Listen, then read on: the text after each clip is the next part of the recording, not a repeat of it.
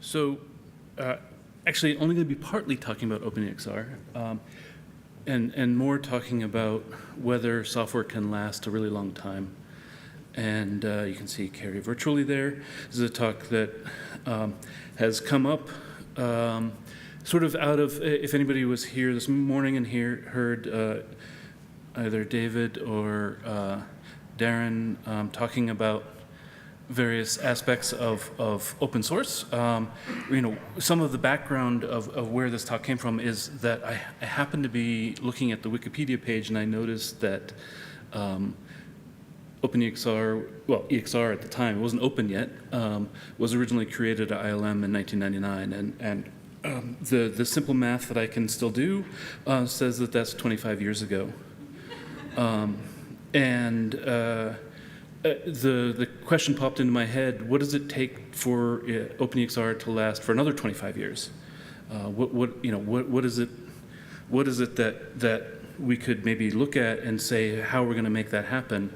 Well, can versus should, I don't know. But and maybe that applies to all the software that everybody's working on now in the Academy of Software Foundation, or even your own industries, or not.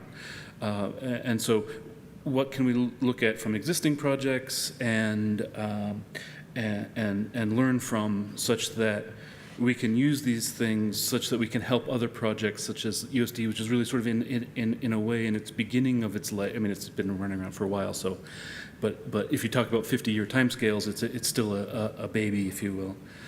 And so one of the things that I really wanted Cary to be involved in this is as Darren mentioned that he worked with Cary on the SciTech committee. I also have had the pleasure of working with Cary on the SciTech committee, and Cary is sort of our unofficial historian. And so I thought that I would ask him to speak a little bit. And Cary, I'm going to play the video, or do you want to talk?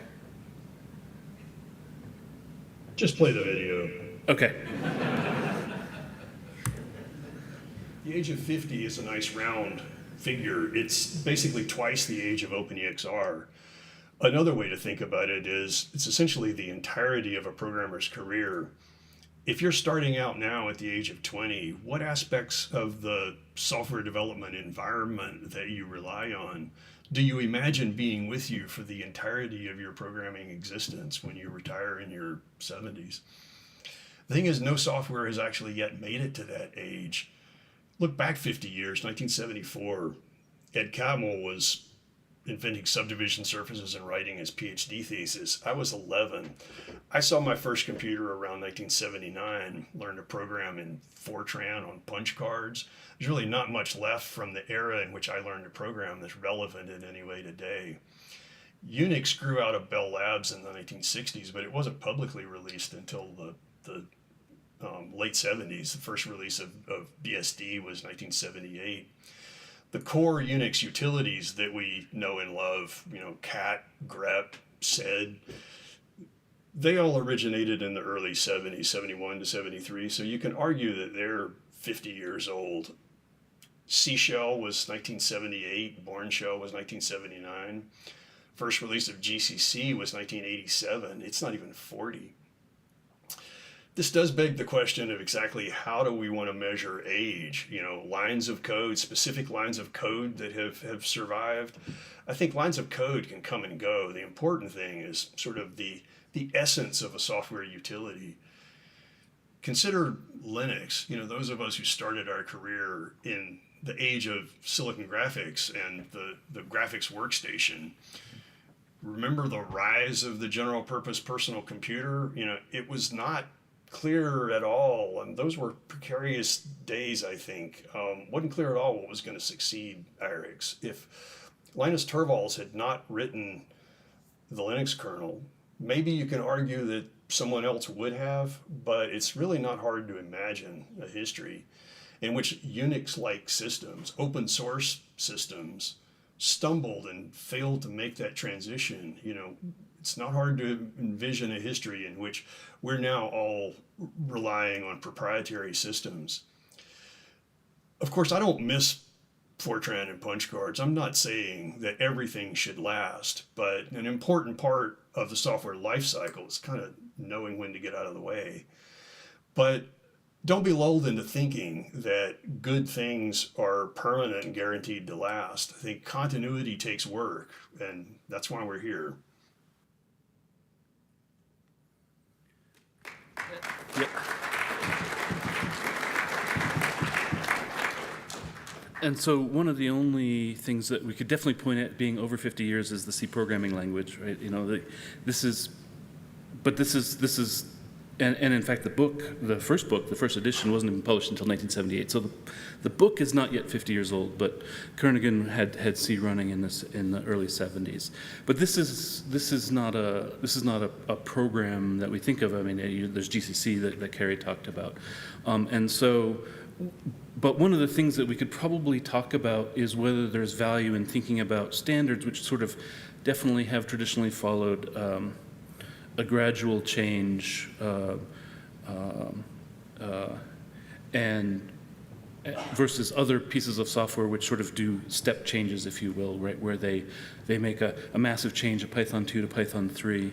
And I'll talk a little bit about this more later, but so this may be one data point that we could think about in terms of looking at how we think about software, whether we want stuff to just gradually change over time, or if we want to like crank out new things. And some of that does seem like a little bit like a holy war. And one of my personal favorite movies just happens to be almost 50 years old this year. And so maybe there's a little bit of some sort of Black Knight or Holy War kind of situation thing when you talk about whether this is a good decision or not. But yeah, Holy Grail, nearly 50 years old. So good on them. Still relevant today. So one of the things that I thought I'd spend a little bit of a while talking through is, you know, are there other technology, like, so if we want to defer thinking about gradual change versus step change, are there other technology best practices that we could look at? And, you know, some of these may actually not be best practices, but just stating the obvious, and I don't know, maybe that's the same thing, I don't know. And so what are philosophically obvious things that we could talk about?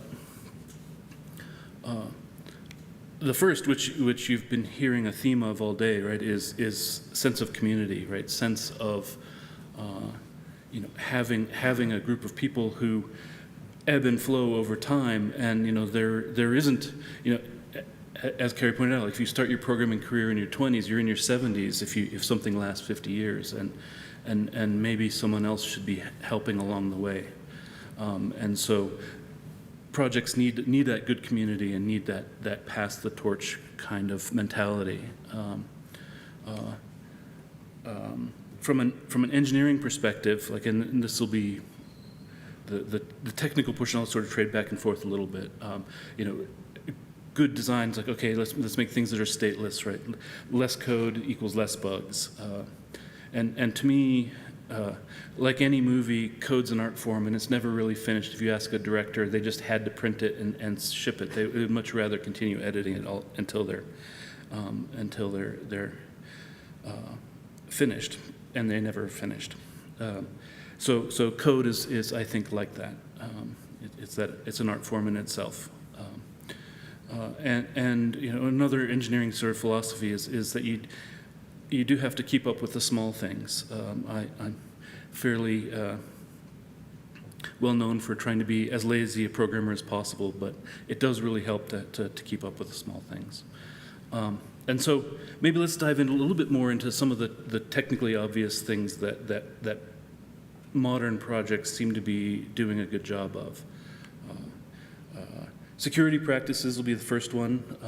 Obviously, we hear about exploits all the time, and you know, one of the things that OpenEXR is doing a lot of is we have hooked in all the fuzz test things, and this, not only does it help prevent these exploits from happening, because OpenEXR is shipped into you know, every Linux distribution now anyway, and I think in Mac and Windows both have EXR as a core library on their OSs. And so we do have to pay attention to this as custodians of the project. But these things not only find problems for you that you have to fix, but they also kind of keep you on your toes and remind you where there's dark corners in your code base. And so that, I think, has been driving us to think about breaking up the repositories, and that's for example, why we've separated out iMath, right, such that iMath can have a separate life from OpenEXR. I think it helps us sort of do separate things with each library as is appropriate. The next one, which everyone's going to groan, tests are unfortunately incredibly important. They serve not only as examples for people to use as reference of what you think the expected use is, but they also help capture usual corner cases and when you break things.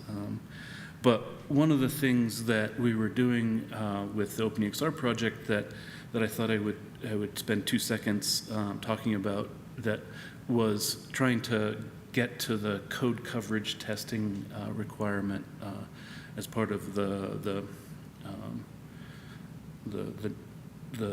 silver gold ratings scheme that open source projects can do as part of LF.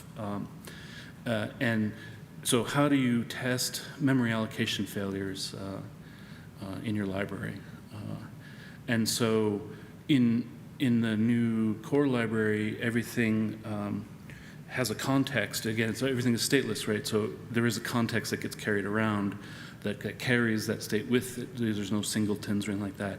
And part of that includes you can pass in your own malloc implementation, which allows us to use tbmalloc or jemalloc or whatever, and you don't have to recompile the OpenEXR library to do that. And so one of the things you can do in your tests is then create a failable malloc such that after every 10 mallocs it will fail.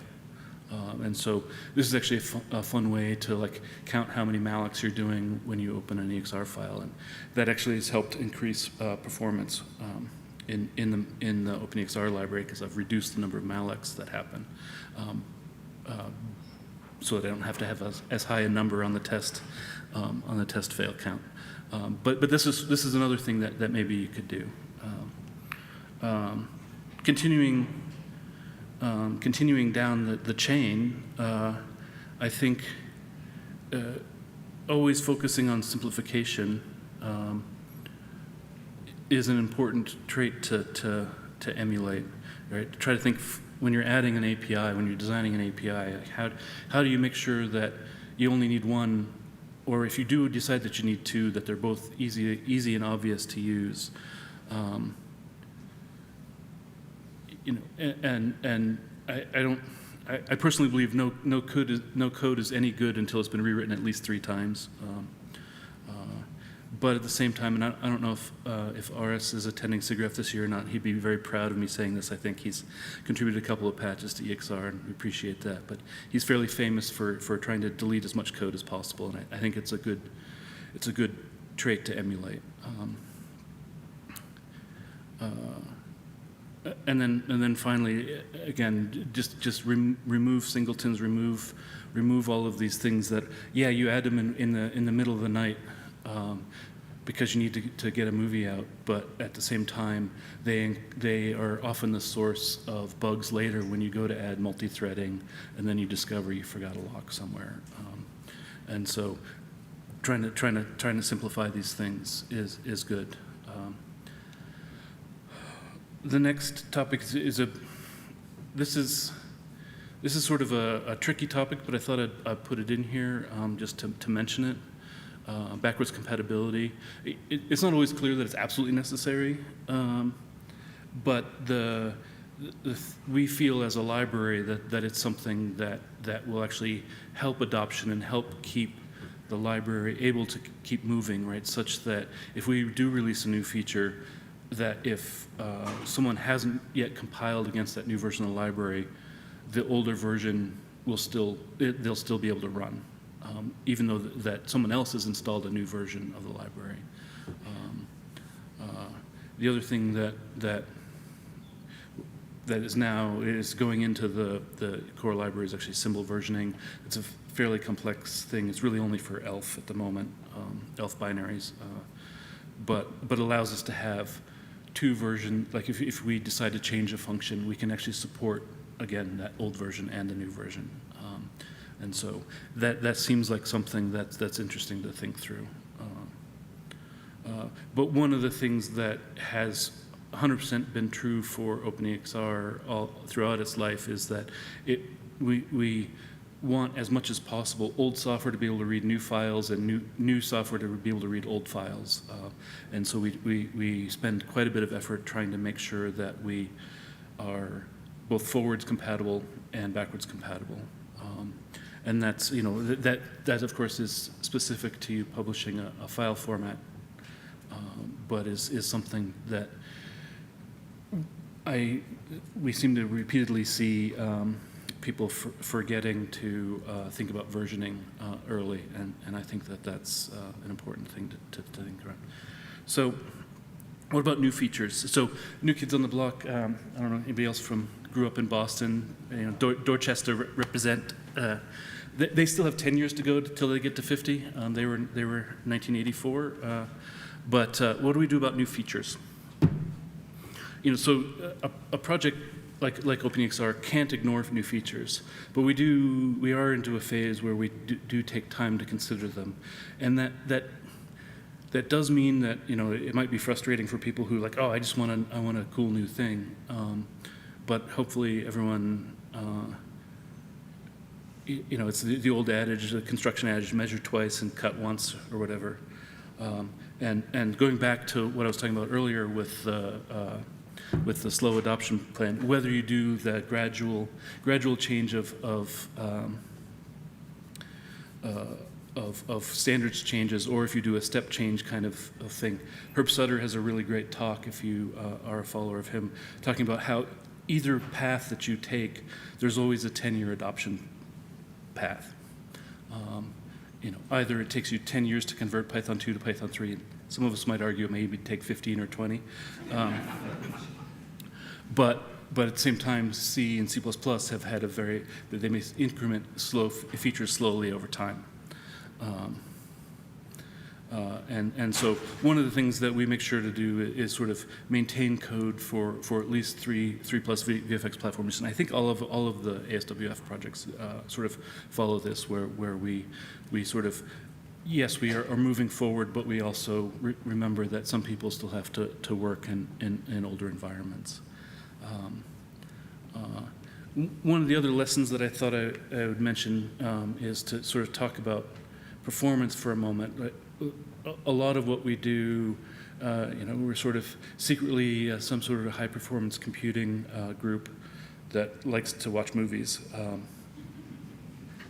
And so we often are creating routines that run down to the hardware and before anybody else does. And so the thing that I would recommend there is that make sure you use a hidden implementation of that. And yeah, sure, write that raw assembly, the code that you do to get the extra clock cycle back, because that makes a difference. But once the compilers catch up, go ahead and delete that code. And that there's balance, sort of continuing on the performance thing, there's balance in all things. Simple code often works everywhere. And the compiler's really quite good at this. And so, if we look at EXR's history, right, there wasn't language support yet for half floats. And so, of course, you need to add that and then socialize it. And I believe half float support is finally coming to the C language family in another, well, we probably won't get to use it for another 20 years, but it'll always be an OpenEXR, so you can use it. But one of the most important things is, yes, do these optimizations, but don't use those machine-specific types in your API. Taking, I don't know why it popped into my head, but if we take a lesson from Gremlins, don't feed them after midnight. Do not pass machine-specific types in API. By the way, Gremlins also still has another 10 years to go. So in summary, keep it simple and pass on what you've learned. You know, this talk is obviously only half finished. EXR is only 25 years old, and so if anybody's interested, please help. And I'd love to hear more examples of things that are good for how to have software that lasts a long time, is relevant, and continues to move forward. And so with that, I'll open it up to questions, and we'll see what's going on.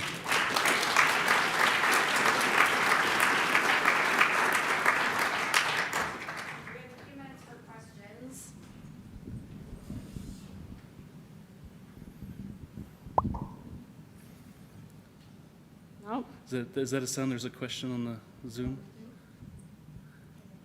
Yeah. Eric. Yeah. How do you think about like dependencies and all this? Uh-oh. What do you mean by dependencies? Like EXR depending on deflate? Like external dependencies on other. On other software? Yeah.